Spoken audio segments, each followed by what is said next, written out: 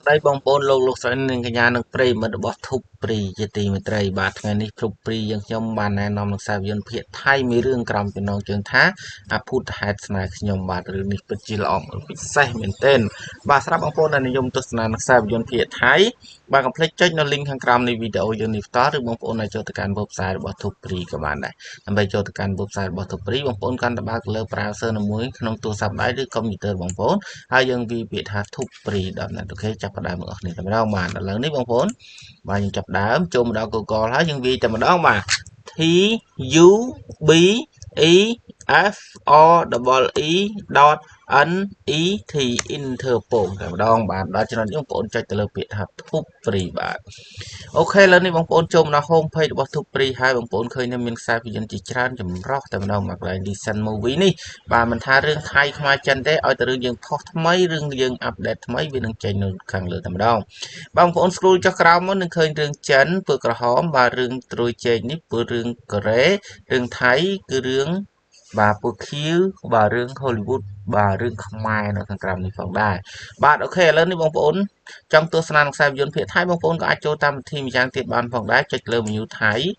បងប្អូន scroll ចុះក្រោមបងប្អូនឃើញហើយនេះបាទរឿងយើងនៅតំពោទី1ខាងក្រោមគេតែម្ដងបងប្អូនចុចលើវាបាទរឿងនេះផងដែរយើងមានពីភាគ1ដល់ភាគទី12ហើយមានធ្វើឲ្យបងប្អូនពិបាករងចាំយូរទេជាមួយនឹងទូព្រីខ្ញុំរឿងចេញភ្លាម populate តែម្ដងបាទអូខេជាមួយបងប្អូនដែលប្រើប្រាស់តាមរយៈទូរស័ព្ទដៃដើម្បីបងប្អូនចូលមកមានទម្រង់បែបនេះ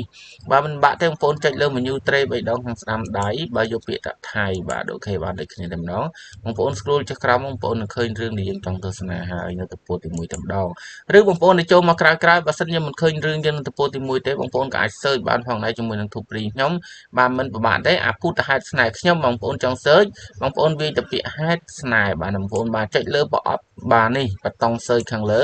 បាទហើយយើងវាយពាក្យថាហេតុស្នេហ៍បាទ H E T clear S N A បាទតែប៉ុណ្្នឹងទៅបាទបងប្អូនមិនបាច់វាយពេញទេជាមួយទូព្រីចេញតែម្ដងបាទអូខេ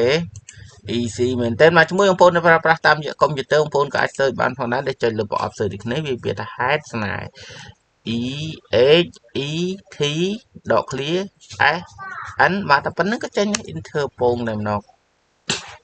បាទឯណាអភូតហេតុស្នេហ៍ខ្ញុំបាទនេះនៅខាងក្រៅនេះបាទ